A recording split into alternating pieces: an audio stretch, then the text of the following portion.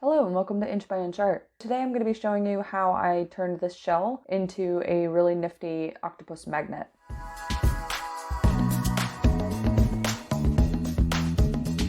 So I'm just going to take some super Sculpey, and I had a bit of translucent out. I like to use translucent when I'm making octopi because it makes it look a little bit more real. They're sort of fleshy looking and translucent if you see pictures of them. So I find that this and then using thinned out paints, sort of more like washes rather than heavy paint, makes them look pretty realistic.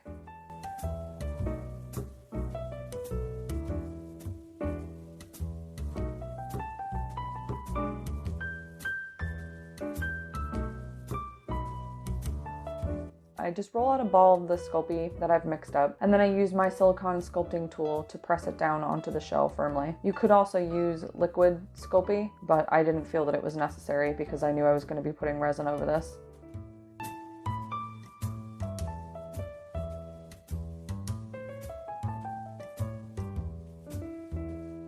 So I'm just rolling out some tentacles, just roll them with my fingers. The octopus I used for inspiration for this is this little guy. I just thought he was really cute. I just Googled small octopus. It was the main one that came up. I feel like they're maybe the Dumbo octopus because they have the little ears, but I just thought it was really cute, so I decided to style it like that.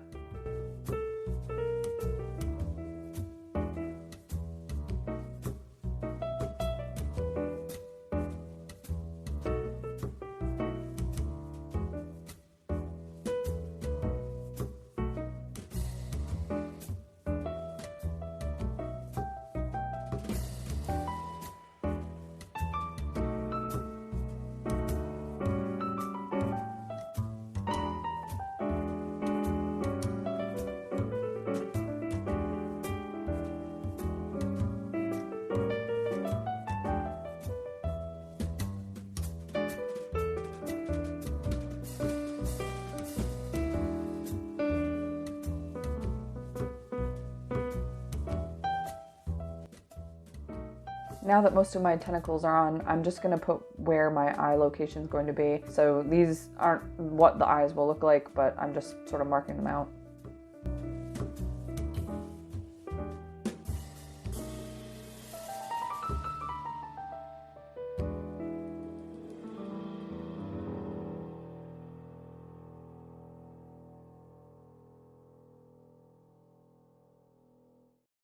And once all the tentacles are in, I'm just adding some more clay onto the front. I felt that the head wasn't, or mantle maybe? I'm not sure. I felt that this top part of its body wasn't matching and meeting up to the legs the way it should, because they're pretty chubby looking octopus. So I'm just adding some thickness where I think it needs to be. And I'm also adding small pieces of clay and pressing them in to give it more of this webbing look in between the tentacles.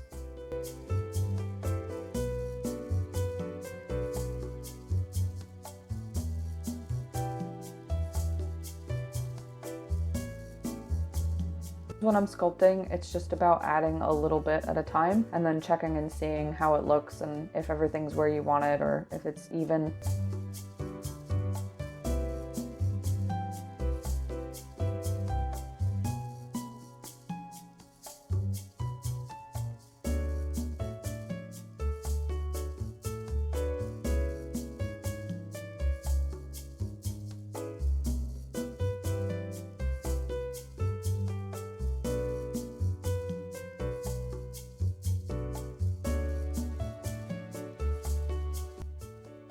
And here I'm adding more to bulk up the front.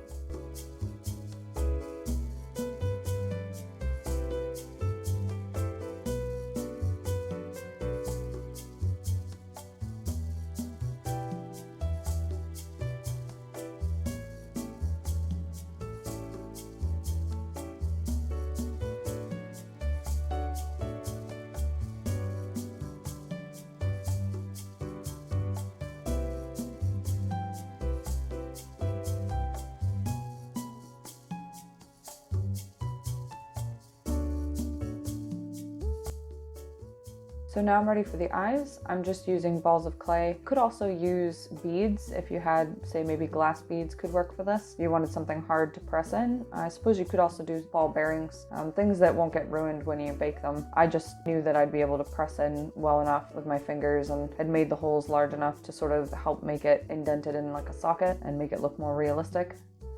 So once I've got the eyes on, I'm just gonna put some little worms of clay that I've rolled out with my fingers and put them around the eyes to give it a bit of an eyelid. This is a really important step to making any eyes look more realistic.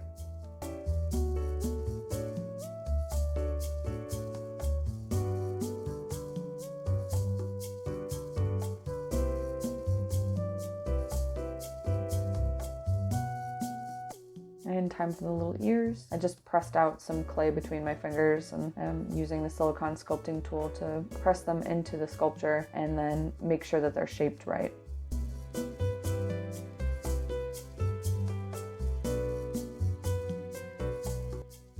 And I'm just rolling out another worm of clay. This one's quite thin so that I can easily make little balls for the suckers. I'm just using a small dotting tool on the other end of my silicone sculpting tool. This is the opposite tip of the same tool. And I'm just pressing the suckers on.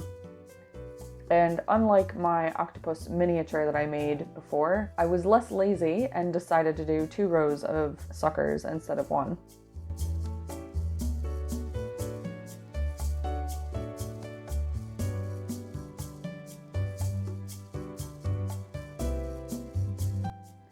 And these are the paints I'm using. I have purchased these for miniature painting, but I found that their coverage was great and I was kind of curious to see how they would look on a Sculpey piece and watered down, how translucent they would be. I've just started using them and I've only really used the black and maybe a little bit of red for sort of washes on my miniatures. So I figured this was a good opportunity to test on polymer clay because I do make miniatures out of polymer clay as well. I just haven't done any in a little bit, and the ones I've been painting lately have actually been metal die cast of the Lord of the Rings game pieces.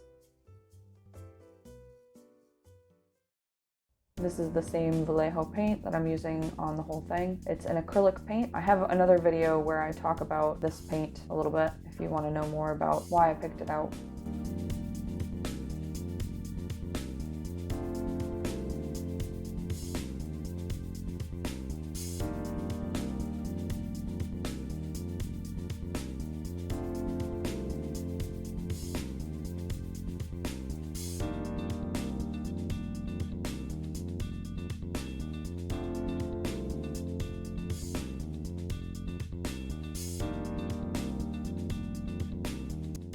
And now I'm just doing a red wash. I didn't want to do a black because I didn't want it to be too dark.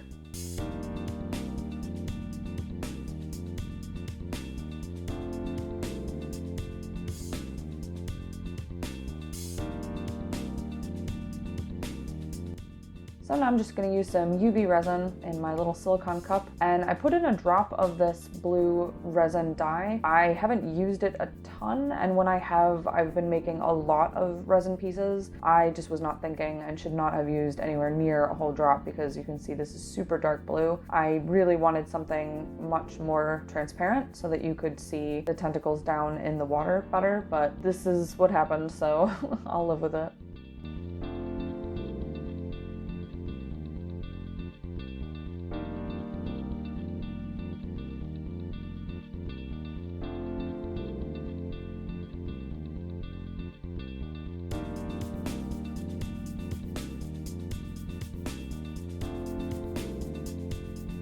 And I'm just using my little silicone pouring tool, making sure that it's spread evenly over the tentacles. And then I'm using this UV light nail curer to cure the UV resin. And now I'm going to add a second layer of just clear UV resin, and I'm going to make sure that it's all over the octopus first.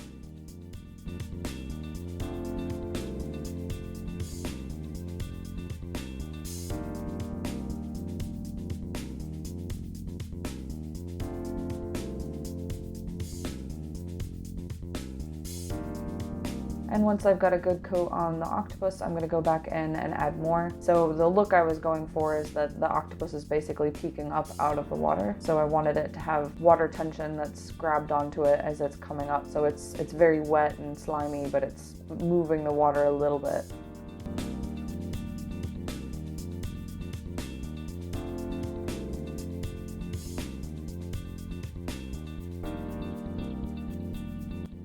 And to help emphasize the movement of the water, I'm using this white Vallejo acrylic. Same paints as I used with the rest of it, I just haven't watered this down. You can see how opaque it is when it hasn't been mixed with water. And I'm just gonna kind of play with it a little bit in the still wet, uncured resin to make it look like the water's been disturbed.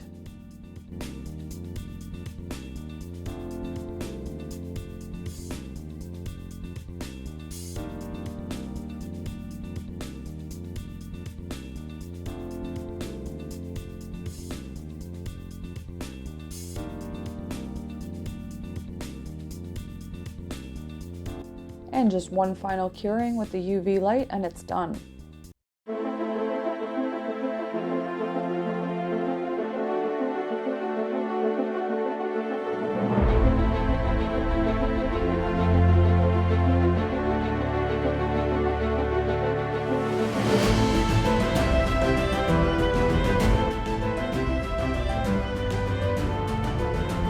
Well, that's it from me. I hope you enjoyed that. If you'd like to see more of me making my art, please like, follow, and subscribe.